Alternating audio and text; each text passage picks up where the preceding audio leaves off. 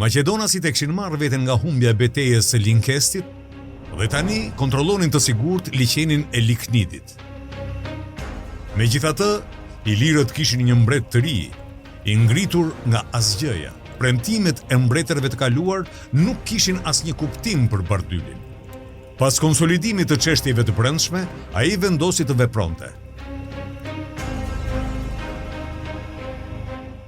Në vitin 393 para Krishtit, Bardyli me ushtrinë e tij sulmoi Maqedoninë.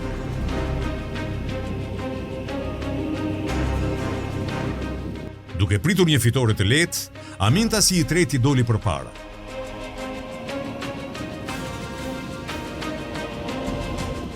Megjithatë, ushtria e reformuar ilire e zuri në befasi.